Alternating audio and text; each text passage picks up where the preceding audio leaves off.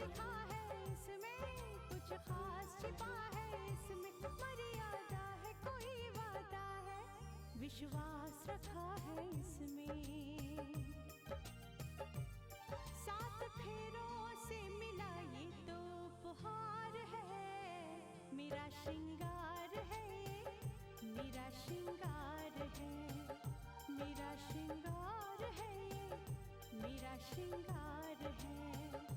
मंगलसूत्र, मंगलसूत्र, मंगलसूत्र, मंगलसूत्र, मंगलसूत्र, मंगलसूत्र,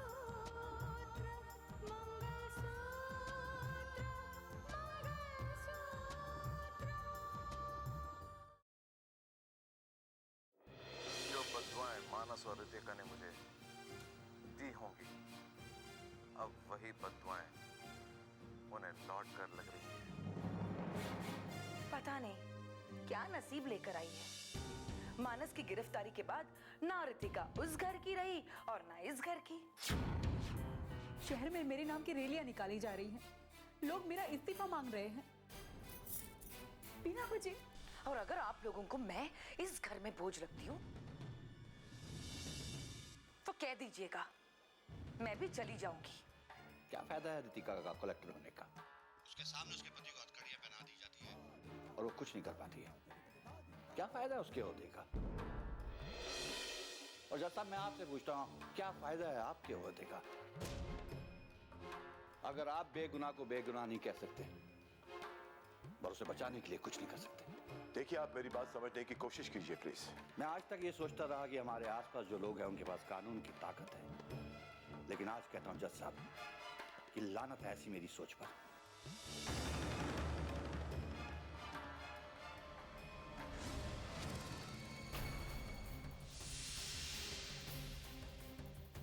मैं आज तक ये सोचता रहा कि हमारे आसपास जो लोग हैं उनके पास कानून की ताकत है, लेकिन आज कहता हूं जज साहब कि लानत है ऐसी मेरी सोच, कि लानत है ऐसी मेरी सोच, कि लानत है ऐसी मेरी सोच। राकेश ने मुझे भी बताया कि उसे फंसाने के पीछे रितिका और मानस का हाथ है। देखिए, मैं राकेश की बात को झुठला नहीं सकती, लेकिन रितिका के ऊपर मेरा इतना विश्वास है कि मेरा मन अब भी उस बात को मानने के लिए तैयार नहीं है। जब तक राकेश से बात नहीं हुई थी तब भी आप यही कहनी थी, और आज भी आप वही का वही राग अलाप रही हैं, वही का वही। आप राकेश को एक बार घर बुलाकर बात तो कीजिए उससे। क्या राकेश से भूल नहीं हो सकती? क्या उसे कोई गलतफहमी नहीं हो सकती? क्या कोई उसे धोखे में डालने की कोशिश नहीं कर सकता? तो आप ये कहना चाहती हैं कि राकेश भी गलतफहमी में है और उसे भी किसी ने धोखे में डाला है? बड़े अफसोस की बात है कि इतना सब कुछ होने के बावजूद अब तक आपकी आंखें नहीं खुली। देखिए, मैं आपकी बात का विरोध नहीं कर रही हूं। मैं सिर्फ इतना कहना चाहती हूं कि किसी भी बात पर आंख मूंद कर विश्वास कर लेना ठीक नहीं है। किसी भी बात पर विश्वास करने से पहले उसे अच्छी तरह से देख परख लेना बहुत जरूरी होता है, और यही बात मैं राकेश को समझाना चाहती हूँ। राकेश ने आपको फोन किया था ना, वो बहुत जल्दी आपसे मिलने आएगा, फिर सब कुछ अच्छी तरह समझ लेना। आप समझना आप लोगों को है। देखिए, पूरा 1 साल हो गया जब राकेश को सजा सुनाई गई थी, और हम लोगों को यह खबर मिली थी कि हमारा राकेश अब इस दुनिया में नहीं रहा। मैं आपसे सिर्फ इतना पूछना चाहती हूँ कि इतने लंबे अरसे में ये बात एक बार भी उभर कर सामने क्यों नहीं आई? तुम्हारे इन सारे सवालों का जवाब अब तो राकेश देगा। मैं तो यही जानता हूं कि इंसान के कर्म कभी उसका पीछा नहीं छोड़ते। रितिका और मानस ने हमारे घर को उजाड़ने की पूरी कोशिश की थी ना, अब देखो वो दोनों अपना घर और अपनी खुशियों को उजड़ने से बचा नहीं पा रहे हैं। इसको कहते हैं कर्मों का फल।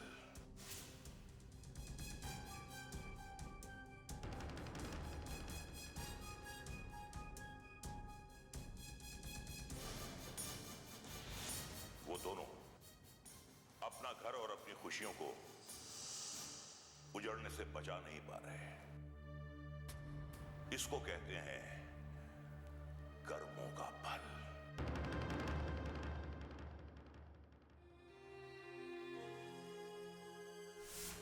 आज तो लोगों की नजरों में मैं भी गुनहगार बन चुका हूं। मैं भी एक गुनहगार हूं। ये आज आप कैसी बातें कर रहे हैं? कुछ कहा है किसी ने?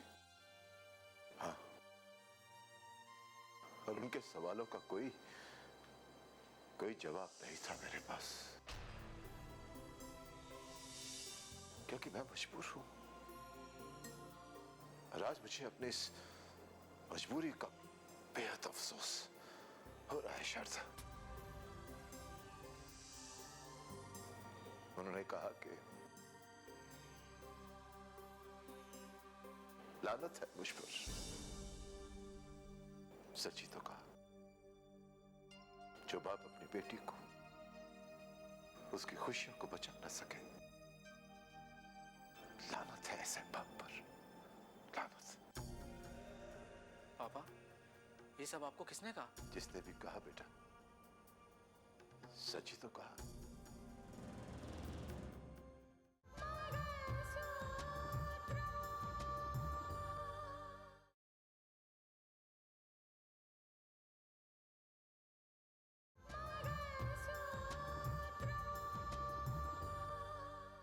पापा, ये सब आपको किसने कहा? जिसने भी कहा बेटा, सच ही तो कहा।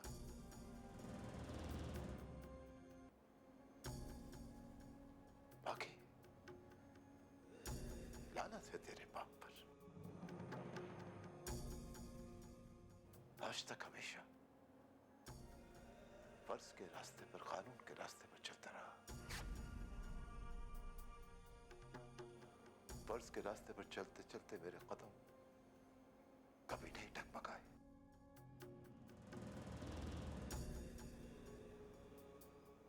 क्या यही मेरा गुनाह था? क्या हो गया है आपको? संभालिए अपने आप को। कैसे संभालूं शारदा अपने आप को? मैं संभाल नहीं पा रहा।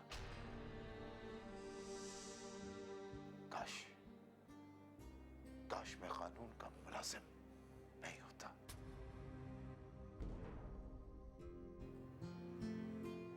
काश के मैं एक जज नहीं होता।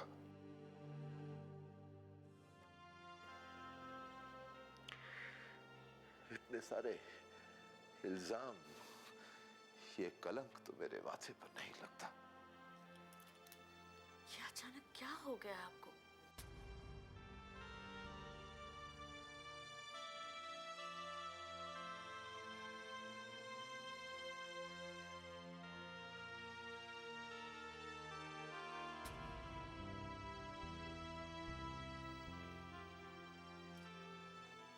आज सारे कलंक मेरे ही माथे पे तो लगे हैं शारदा।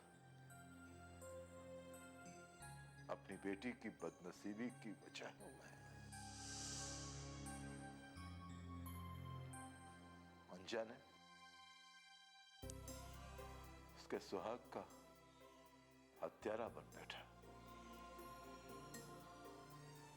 और आज वक्त फिर वही कर रहा है मेरे साथ। फिर से मेरा इम्तिहान ले रहा है वक्त। मानस जेल में है और मैं कुछ नहीं कर सकता। कुछ नहीं।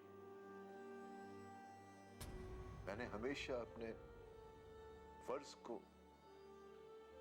अहमियत दी। क्या यही मेरा गुनाह है? हाँ?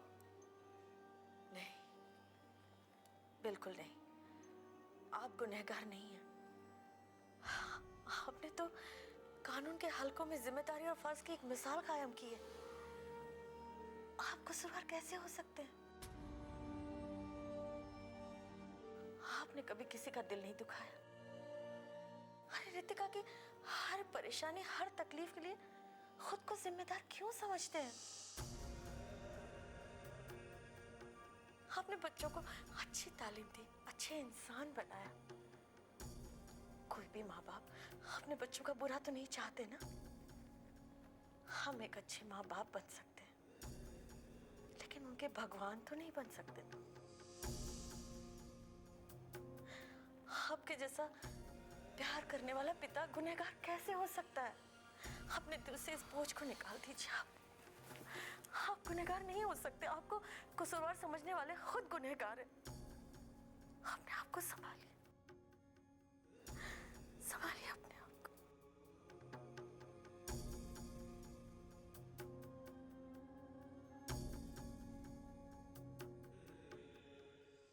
अगर कलेक्टर साहिबा के खिलाफ रैली निकाली जा रही है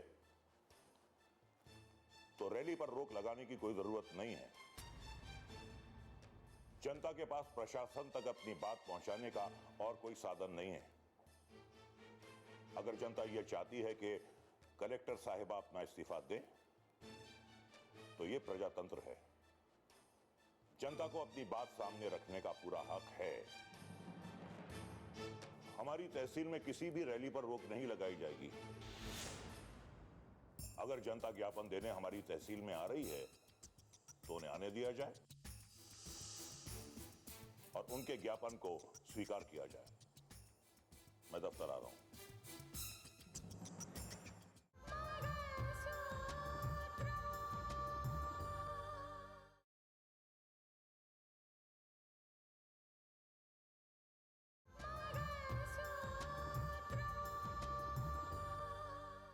अगर जनता ज्ञापन देने हमारी तहसील में आ रही है तो उन्हें आने दिया जाए और उनके ज्ञापन को स्वीकार किया जाए। मैं दफ्तर आ रहा हूं। देखा आपने, लोग कलेक्टर साहिबा के कारनामों को समझने लगे हैं। वो जो कुछ भी उल्टा सीधा करती हैं उसका शार्प रिएक्शन पब्लिक में दिखाई दे रहा है। लोग मोर्चे निकाल रहे हैं, उनके इस्तीफे की मांग कर रहे हैं और अब तो मोहतरमा कलेक्टर साहिबा को इस्तीफा देना ही पड़ेगा। देखिए, आप दरअसल बदले की आग में जल रहे हैं। जब से आपको यह पता चला है कि राकेश को फंसाने के पीछे रितिका और मानस का हाथ है, आपके अंदर बदले की आग जल रही है। और यही बदले की भावना मैंने राकेश की आवाज में महसूस की थी। आखिर राकेश बेटा तो हमारा है ना। अपने साथ हुए विश्वासघात पर उसका खून तो खौलेगा।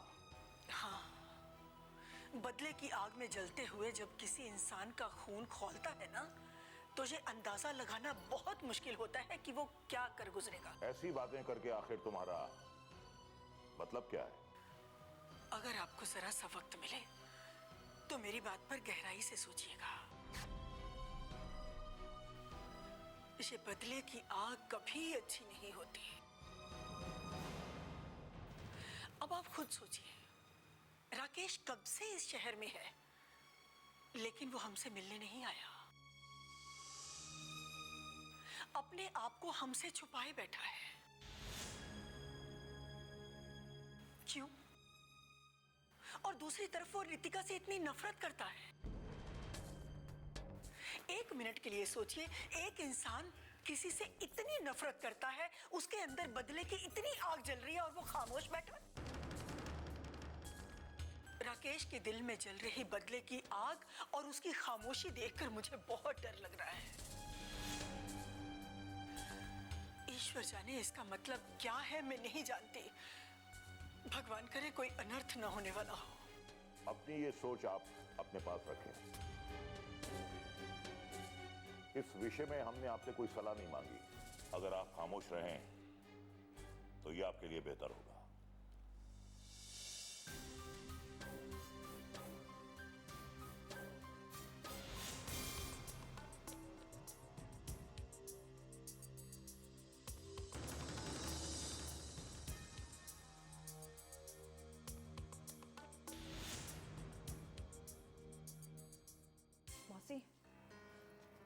मौसी, क्या बात है काजल?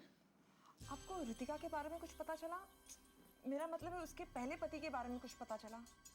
किस बात के बारे में? इस घर में आपसे सारी बात छुपाई जाती है। तुम कौन सी बात की बात कर रही हो? रितिका का पहला पति राकेश अभी तक जिंदा है। क्या? तुम्हारा मतलब है कि राकेश अभी तक जिंदा है? हाँ मौसी, राकेश अभी तक जिंदा है और इस बात का सबको पता है। और पता नहीं रितिका इस बात को क्यों छुपा कर रखना चाहती है। क्यों? क्यों छुपाएगी वो? आप उसी को क्यों नहीं पूछ लेती हो?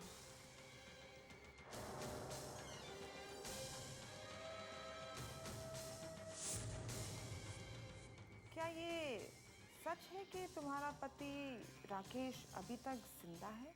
हाँ काजल, ये बात सच है।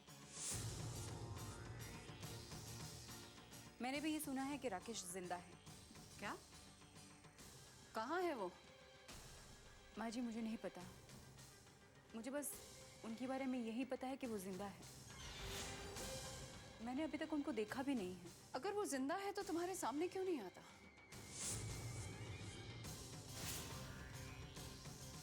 तुमने उसे देखा भी है या ऐसे ही बहाने कर रही हो?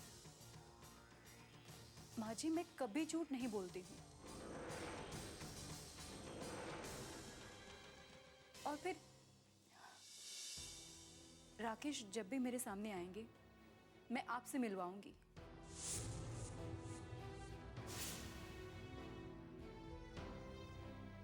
मैं जानती हूँ आपके दिल में क्या सवाल उठ रहे हैं। जिस दिन आप राकेश से मिलेंगे ना, आपके सारे सवालों के जवाब आपको मिल जाएंगे।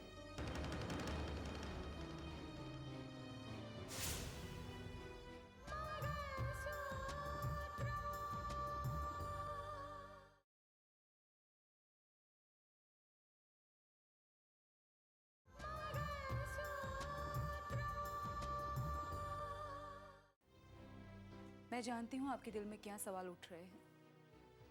जिस दिन आप राकेश से मिलेंगे ना, आपके सारे सवालों के जवाब आपको मिल जाएंगे।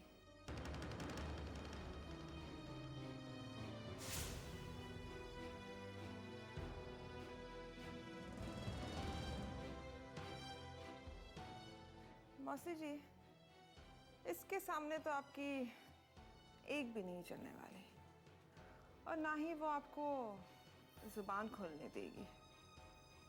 काजल, जुबान भी खुलेगी और सवाल भी उठेंगे और रितिका को हर बात का जवाब भी देना होगा। दो नावों पर सवारी करने वाले सफर तय नहीं करते, बल्कि डूब जाया करते हैं।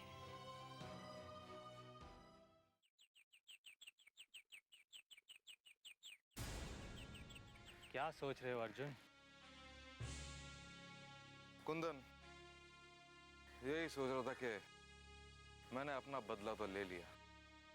जिन लोगों ने मुझे कानून के सामने मुजरिम बनाया था, मामा जी की मदद से उन्हें मैंने सलाखों के पीछे भेज दिया। हाँ, मगर अब तो तुम्हें तसल्ली हो जानी चाहिए। नहीं कुंदन, नहीं। इंसान की अपनी गरिमा होती है, एक स्वाभिमान होता है, लेकिन मेरे स्वाभिमान के साथ मैं सर उठाकर चलने के लायक नहीं रहा, क्योंकि कानून ने मुझे देशद्रोही का करार दे दिया था। मगर अब तो तुम्हें पहचानता ही कौन है? अब तो तुम अर्जुन हो, अर्जुन, जिसे कोई राकेश नहीं कह सकता। तुम ठीक कह रहे हो कुंदन,